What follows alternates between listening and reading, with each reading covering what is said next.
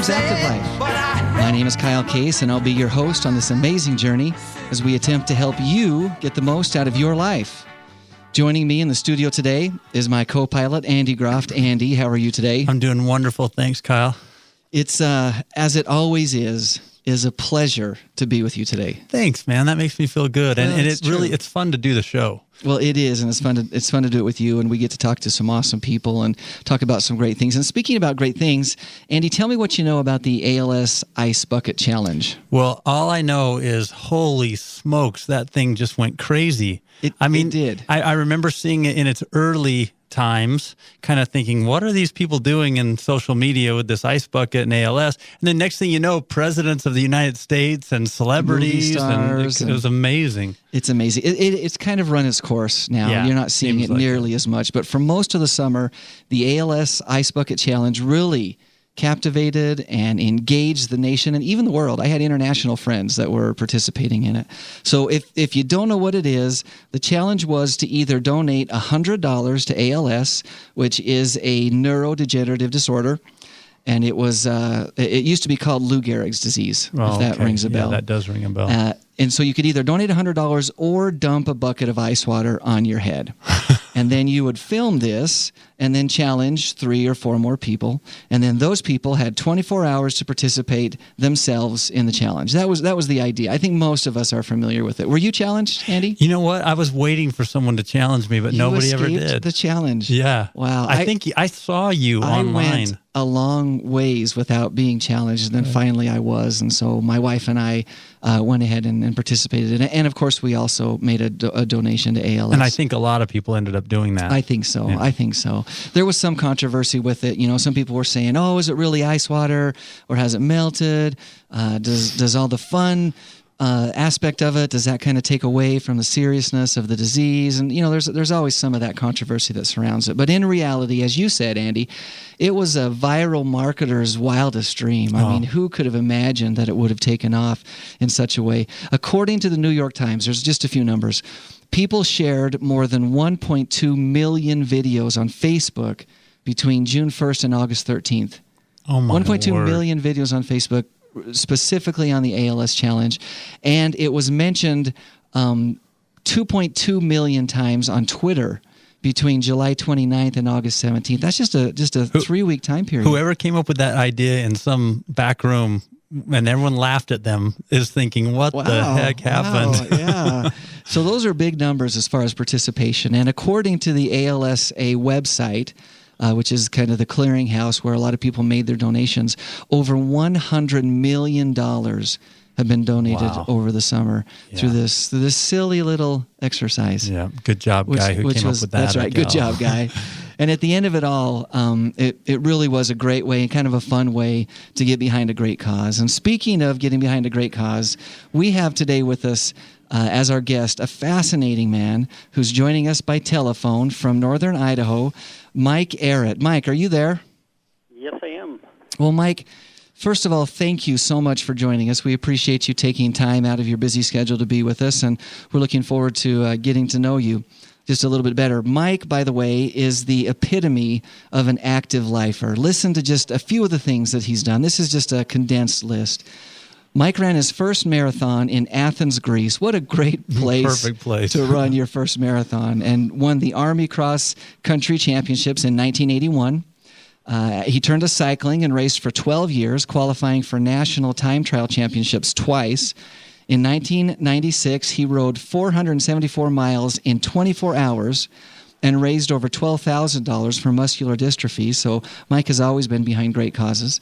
He competed in Eco Challenge adventure races in Borneo and in Fiji in 2000 and 2002. He came back to running and became a 2-time top finisher at the Marathon des Sables, which is a multi-day race across the Sahara Desert, of all places, to be running a multi-day race. And in 2013, completed a 180-mile run around the base of Mount Kilimanjaro in Africa. Wow. And those are just a few things, Mike. Wow. That's amazing. I mean, all those things are amazing, and that's only a few of the things. It's no wonder that Mike is considered an outstanding Highlands master athlete. And again, we're just excited to have you on the show, and we want to hear about one of the most recent causes that you've gotten behind, and get into that. But before we do that, Mike, tell us just a little bit about yourself. How did you get into running, and have you kind of always been an athlete, and that was just a natural extension of what you've done athletically? I think it all started when I was younger. I like to joke and say it was probably my medication that did it. Your medication, huh? That's what my mom says. Son, we had you on some powerful stuff.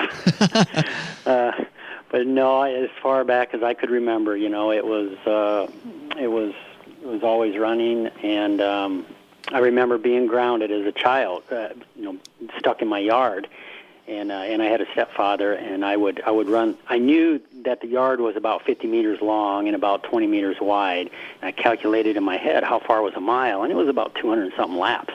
So I ran around my yard. Wow. And I was about 7 years old at the time. And drove my stepfather nuts because I came by the window about every 30 seconds. Oh, yeah, I'm sure. Well, not only is that... Hey, I was grounded, Yeah, that's right. That was his punishment, right? For grounding you. Yes. And you probably slept well that night, so he was good with that. Yeah. But no, there's always been some form of physical activity, all through high school. And, there was a point in my life where I didn't want to be one-dimensional. I remember specifically standing at a race back in the early 80s, out in Washington, D.C., and it just hit me that I was just a runner.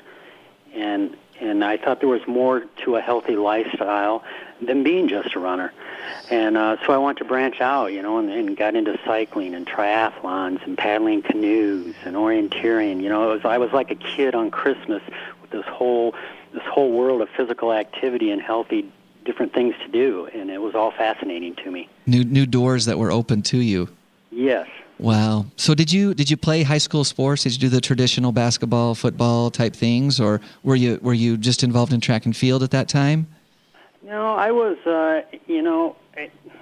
It's interesting. I was born with a kind of a how do I say? I was clubfoot in both feet, both legs. So I was severely handicapped as a child. In fact, I couldn't walk up until about the age of 4. Wow. And, they performed a surgery on my legs and broke both legs and rotated them and put wedges in my ankles. So my ankles have been fused since the age of 4.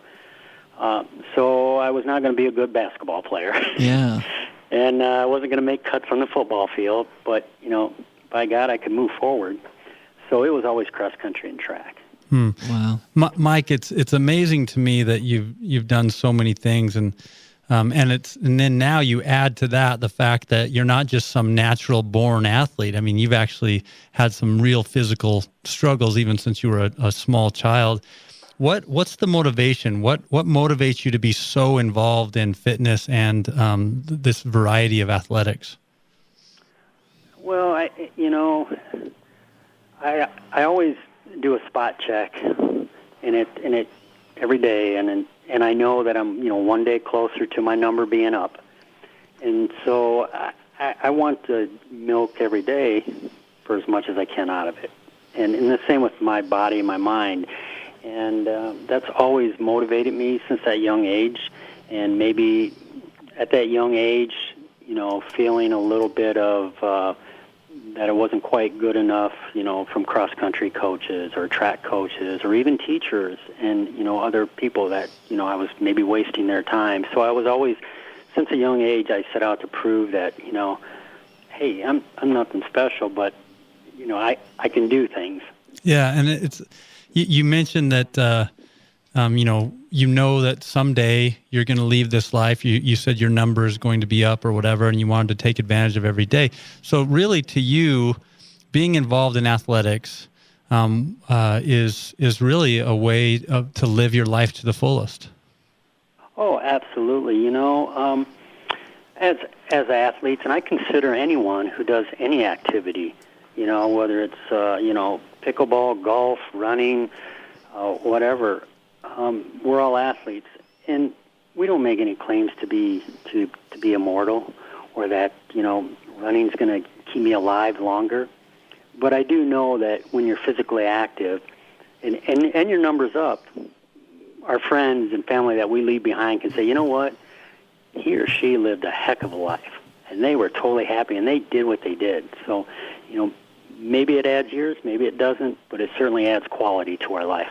Well, that is for sure, and I appreciate your evaluation of your motivation. Not only are you motivated by those who love you, but my son has one of these, these flat-brimmed trucker-type hats that he wears, and it says, "I love haters." And in the vernacular of the teenagers this day, that's I think that's just what you've described. You were motivated by those who said maybe you couldn't do it. You said, no, you know what? Guess what? Here I am, and here I can. So that's awesome. If you're just joining us, you're listening to the Huntsman World Senior Games Active Life, and we're visiting with what I would like to consider an uber athlete, Mike Ehredt. He's done some amazing things, and one of the things that he's done that is just really astounding is what he is calling Project America Run. Now, tell us a little bit about that. What is it? How did it start? And some of the background of Project America Run. Well, it's kind of consumed my life since about 2008, and I was in the Postal Service. I was sitting in a break room, actually, in Crescent Butte, Colorado, where I was at, and I was reading the Denver Post and obituaries, and I was reading about service members who died in Iraq, and it just kind of struck a chord with me, and I felt this tremendous obligation to pay some form of homage or tribute. And because I had served in the military at one time, there's always been this connection, whatever one's affiliation is, whether it's Marines, Air Force, Navy, Army, Coast Guard, whatever. But I felt this obligation to do something more than to just thank a service member when he came home. And it was nothing political at all. I'm just pro-vet, and I wanted to do something. And I wanted to make it unique in a way, and I didn't want to raise money. To me, that was too difficult. I just wanted to go down the road and plant flags. And it came to me that, well, why don't you run across the country, Mike? That's the little guy on my left shoulder. Yeah. And the little guy on the right shoulder says, well, geez, you can probably do that, but you need to do more. So the little guy on the right shoulder said, well, let's put a flag down every mile. In fact, let's put a yellow ribbon on it, and we're going to write their name, age, rank, hometown. We're going to put one down every mile. We're going to GPS the location of every single flag that you put down so that friends and family can one day look at this archived, historical, invisible wall that goes across the country and see where that flag's been placed. And we're just going to say thank you. That's all we're going to do. And so hence that was born, and in 2010, ran from Oregon to Maine for the Iraq guys, and it was a total of 4,424 miles. I didn't have a support vehicle. I had no one following me. I just traveled alone, pushing a stroller with the flags. And in 2012, did Project America Run Part 2 for Afghanistan, and went from the border of Canada to Galveston, Texas. That one was 2,146 miles, 81 marathons, 81 days. So between the both runs, there's been over 6,500 flags placed, the same amount of miles run. And some days, if you're fortunate enough, you wake up and you have that one thing that you absolutely love doing. And I loved being on the road. I loved putting a flag down. I loved meeting the people of America. And that's been my project since about 2010. Wow. Well, Mike, that is truly inspiring. And you just kind of flippantly threw it out there that said, I ran from Oregon to Maine. But let me just say, wow, you ran from Oregon, which is way over on one side of the country, all the way over to Maine, which is on the other side of the country. And not only that, which is amazing, there have been a lot of, I shouldn't say a lot, there have been a number of people who have done cross-country runs, which is truly an astounding feat. But you did it for a special reason, to say thank you to those who, have sacrificed so much so that we can enjoy some of the amazing things that we do enjoy in our daily lives. And then you decide to turn around and run from Canada down to basically down to Mexico. So just wow. Again, let me just say that is truly amazing. As he told that story, Kyle, I found myself like kind of on the verge of wanting to go, oh my gosh, Right. It's like Forrest Gump. I mean, you went from one side to the other, and then, but my arms had goosebumps. Right. So I kind of felt a reverence too, but it really is, I'll bet you the listeners are also feeling similar feelings like, holy smokes, he ran across the country. He built an invisible wall, recognizing these fallen soldiers, and it's just so cool. So obviously, that is an amazing feat, just an incredible and amazing feat. You were out on the road by yourself, but you had to have some support back home in putting the flags together and things like that. How did you gather the support, and how did it come together? Well, it's funny. A guy told me in DuBois, Wyoming, that I stayed with. He said, Mike, there's today people and there's tomorrow people. And the tomorrow people are the people that want to help you, but when you need them, something comes up and they're not there. And so my circle of help was very small. It took approximately a year to write all the names on each and every flag. And these are handwritten, right, Mike? Handwritten, yeah. Which had to be just a very numerical order. They had to be a very personal experience for those who were writing those names down, recognizing that they were representing a fallen soldier. Oh, it was. It was. I remember up here in Sandpoint, Idaho, where I worked at the health club, and a former quarterback for the Arizona Cardinals, Jake Plummer, lived up here. And before I left on my second run, I knew he and Pat Tillman, who I'm sure everyone's familiar with, was an Arizona football player that went to Afghanistan and died. I said, Jake, you want to do Pat's flag? And the guy was kind of blown away. We had coffee, and he wrote his name down and all that, and personal message, and we sat and talked about Pat Tillman. But he was visibly touched. I found that when I talked about the project and mentioned to people, it kind of go over their heads. And when I would meet people out on the road and they came out to see me, I would give them a flag and say, okay, if you're going to be with me, you're going to do the next one. Wow, that's so generous, Mike, that you got other people involved as well. I wanted to have people to have a lot of connection with it, And again, it wasn't about, right or wrong or this or that. It was just, saying thank you. Gosh, and that was a big thing for people. In fact, that makes me want to just ask the question, can you think of one experience that maybe stands out where you got somebody involved and it was a moving, touching experience, or any of your best experiences along the run? Oh, hands down, there was a gentleman, he was in a white Taurus, had Minnesota plates. He was waiting alongside the road, and he stopped and asked me what I was doing. I told him. He kind of looks at the stroller, and he left. I didn't pay much attention to it. And about a week later, a van pulls up, and a guy says, "Hey, can I run with you?" I said, "Sure." So we start running. He says, "You ran into my dad about a week ago." I said, I met a lot of people. Yeah. He said, "No, he was driving a Ford Taurus from Minnesota." I said, "Oh, yeah, Paul." So we ran and ran. We got done, and the guy says, "Well, look, I got to go." But my dad called me, and he said to come out and find you because he knew you had a spot beacon on your stroller and you were able to be tracked. And he wanted me to run with you, and he wanted me to give you this. And he hands me this little small glass jar, and inside it are cinders, like dark sand and cinders. And I kind of looked at him puzzled, and he says, "My father was first wave Iwo Jima. And this is sand from the beach. We've had it for 65 years. He wants you to have it." Oh, my word. And I was just blown away. And that's the kind of things that happen out on the road across the country. Little magical things that keep you moving forward and let you know that what you're doing is a good thing and people are behind you.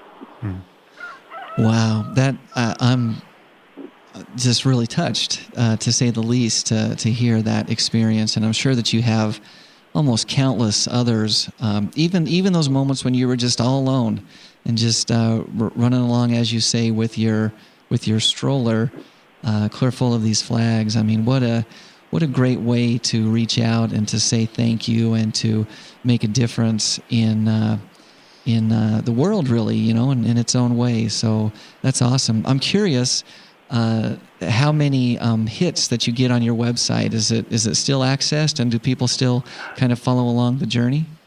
Well, that's what's interesting is, when it was taking place, certainly I think media, has a funny way of maybe turning their head the other way, be it newspapers or television, and there wasn't a whole lot of coverage, and I wasn't a coverage guy, I just wanted to go down the road with my stroller, and to many people, I was some crazy loon pushing a baby down the highway. Right. Believe me, I got called many times on that by police officers.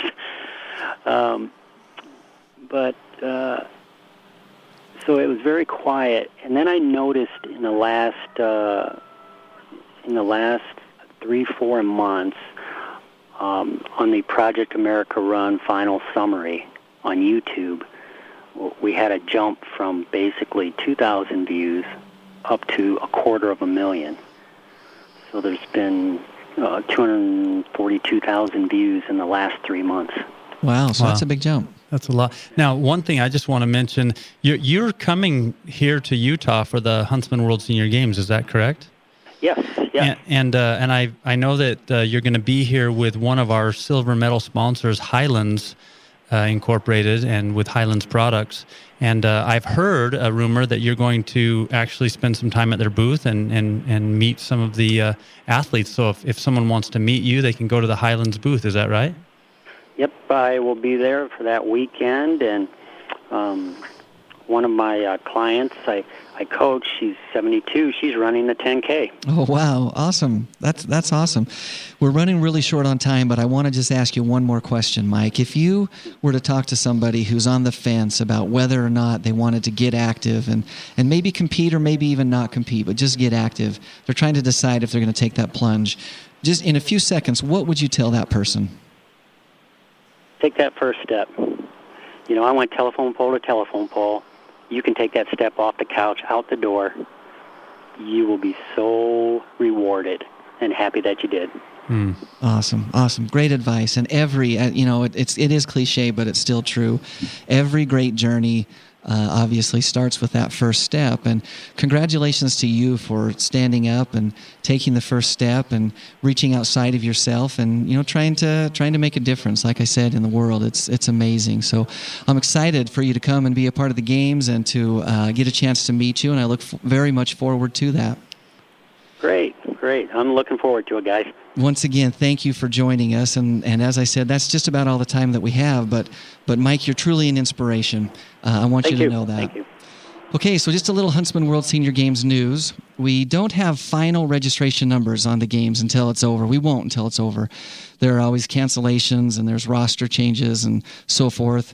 But it looks like we have smashed our previous registration record, and that's kind of exciting to us. The old record was 10,178 registered athletes, and we currently are sitting at 10,631 total registrations. So we're doing fantastic when it comes to registrations. I want to put a plug or two in for some of the amazing activities that we have at the games that everyone is invited to. Athlete, non-athlete, community member, it doesn't matter. We always consider ourselves kind of a celebration of life, and we want everyone to come and celebrate with us. So, number one, don't miss our opening ceremonies. It's Tuesday, October 7th at 7 p.m. at the Hanson Stadium at Dixie State University. There's going to be singing, dancing, fireworks. There's, of course, the Parade of Athletes and our signature flag extravaganza. And this year's guest speaker, Andy, is Utah Jazz great Thurl Bailey. Yay! So we're excited about that. In addition to that, on Tuesday, October 14th, at the Dixie State University Burns Arena, we have our concert and celebration. And this year, the show is Jim Witter's The Piano Men. Now, this show is going to be awesome. It's a piano show featuring the music of Elton John and Billy Joel, which is going to be really fun. And the best thing about both of these events, as are all of the events at the Huntsman World Senior Games, is that it's absolutely free. So anyone can come out and be a part of it and be a spectator and just celebrate with us. For information on these and other events, visit our website at seniorgames.net. Just a reminder, the games take place this year from October 6th through the 18th, and we're still in need of volunteers. So if you want to reach out and help people, go to www.seniorgames.net to register as a volunteer. And a final thought for your day coming from running guru George Sheehan. It's hard to understand in the beginning that the whole idea is not to beat the other runners. Eventually, you learn that the competition is against the little voice inside you that wants you to quit.